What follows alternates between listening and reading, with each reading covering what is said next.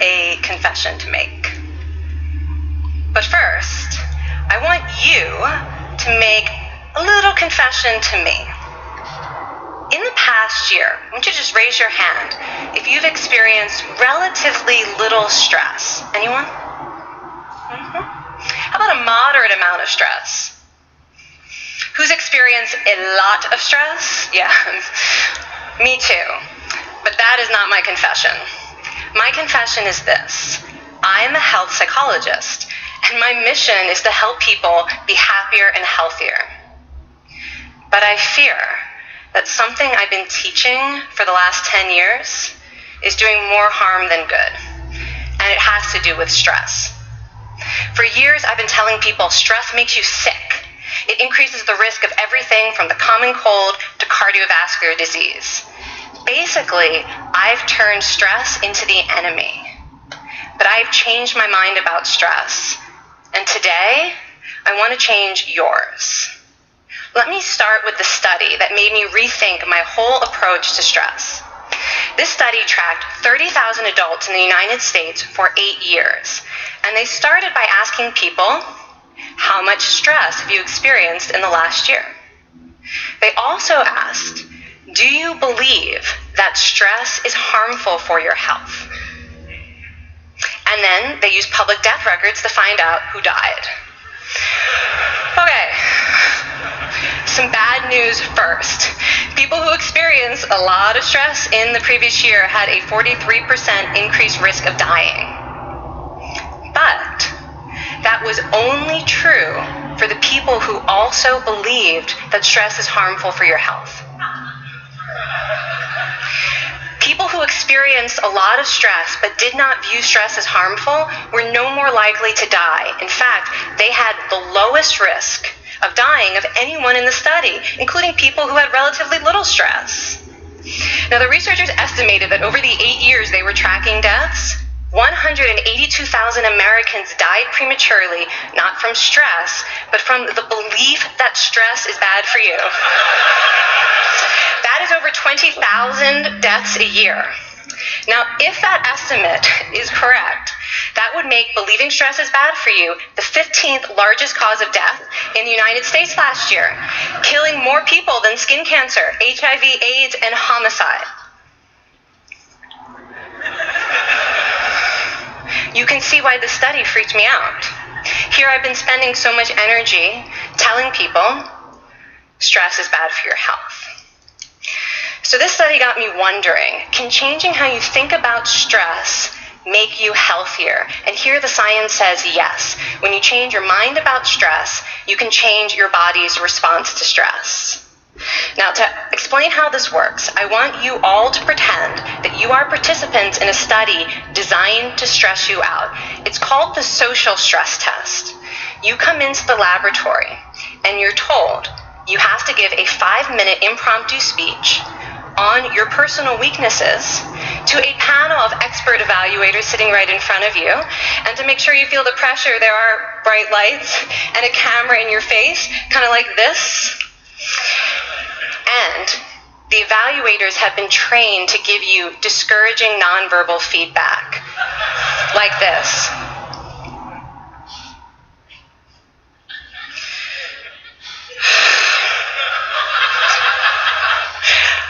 Now that you're sufficiently demoralized, time for part 2, a math test. And unbeknownst to you, the experimenter has been trained to harass you during it.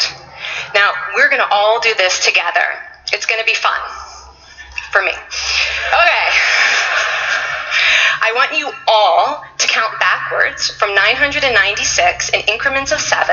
You're going to do this out loud as fast as you can, starting with 996. Go. Go faster. Faster, please. You're going too slow. Stop, stop, stop, stop.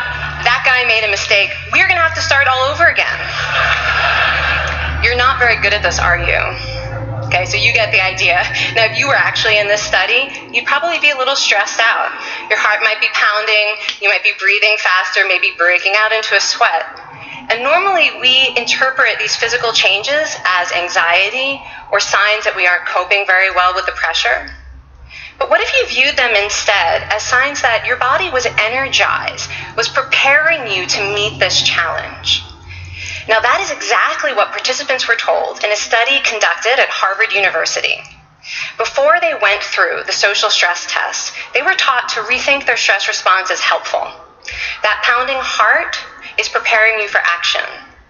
If you're breathing faster, it's no problem. It's getting more oxygen to your brain.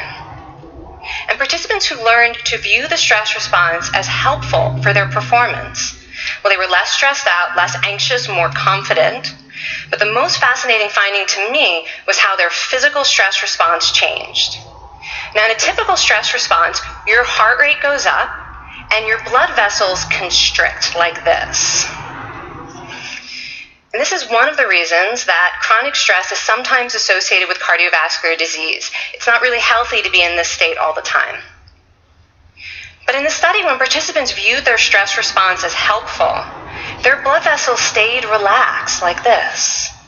Their heart was still pounding, but this is a much healthier cardiovascular profile. It actually looks a lot like what happens in moments of joy and courage. Over a lifetime of stressful experiences, this one biological change could be the difference between a stress-induced heart attack at age 50 and living well into your 90s. And this is really what the new science of stress reveals, that how you think about stress matters. So my goal as a health psychologist has changed. I no longer want to get rid of your stress. I want to make you better at stress. And we just did a little intervention. If you raised your hand and said you'd had a lot of stress in the last year, we could have saved your life. Because hopefully the next time your heart is pounding from stress, you're going to remember this talk, and you're going to think to yourself, this is my body helping me rise to this challenge. And when you view stress in that way, your body believes you, and your stress response becomes healthier. Now, I said I have over a decade of demonizing stress to redeem myself from, so we are going to do one more intervention. I want to tell you about one of the most underappreciated aspects of the stress response, and the idea is this: stress makes you social. To understand this side of stress, we need to talk about a hormone, oxytocin. And I know oxytocin has already gotten as much hype as a hormone can get. It even has its own cute nickname, the cuddle hormone, because it's released when you hug someone. But this is a very small part of what oxytocin is involved in. Oxytocin is a neurohormone. It fine-tunes your brain's social instincts. It primes you to do things that strengthen close relationships. Oxytocin makes you crave physical contact with your friends and family. It enhances your empathy. It even makes you more willing to help and support the people you care about. Some people have even suggested we should snort oxytocin to become more compassionate and caring. But here's what most people don't understand about oxytocin. It's a stress hormone. Your pituitary gland pumps this stuff out as part of the stress response. It's as much a part of your stress response as the adrenaline that makes your heart pound. And when oxytocin is released in the stress response, it is motivating you to seek support. Your biological stress response is nudging you to tell someone how you feel instead of bottling it up. Your stress response wants to make sure you notice when someone else in your life is struggling so that you can support each other. When life is difficult, your stress response wants you to be surrounded by people who care about you. Okay, so how is knowing this side of stress going to make you healthier? Well, oxytocin doesn't only act on your brain, it also acts on your body. And one of its main roles in your body is to protect your cardiovascular system from the effects of stress. It's a natural anti-inflammatory. It also helps your blood vessels stay relaxed during stress. But my favorite effect on the body is actually on the heart. Your heart has receptors for this hormone. And oxytocin helps heart cells regenerate and heal from any stress-induced damage. This stress hormone strengthens your heart. And the cool thing is that all of these physical benefits of oxytocin are enhanced by social contact and social support. So when you reach out to others under stress, either to seek support or to help someone else, you release more of this hormone, your stress response becomes healthier, and you actually recover faster from stress. I find this amazing that your stress response has a built-in mechanism for stress resilience. And that mechanism is human connection. I want to finish by telling you about one more study. And listen up, because this study could also save a life. This study tracked about 1,000 adults in the United States, and they ranged in age from 34 to 93. And they started the study by asking, how much stress have you experienced in the last year?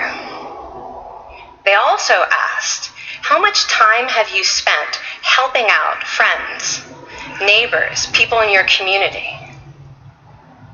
And then they used public records for the next 5 years to find out who died. Okay, so the bad news first. For every major stressful life experience, like financial difficulties or family crisis, that increased the risk of dying by 30%. But, and I hope you are expecting a but by now, but that wasn't true for everyone. People who spent time caring for others showed absolutely no stress-related increase in dying, 0. Caring created resilience. And so we see once again that the harmful effects of stress on your health are not inevitable. How you think and how you act can transform your experience of stress. When you choose to view your stress response as helpful, you create the biology of courage. And when you choose to connect with others under stress, you can create resilience. Now, I wouldn't necessarily ask for more stressful experiences in my life, but this science has given me a whole new appreciation for stress. Stress gives us access to our hearts. The compassionate heart that finds joy and meaning in connecting with others. And yes, your pounding physical heart working so hard to give you strength and energy. And when you choose to view stress in this way, you're not just getting better at stress, you're actually making a pretty profound statement. You're saying that you can trust yourself to handle life's challenges. And you're remembering that you don't have to face them alone.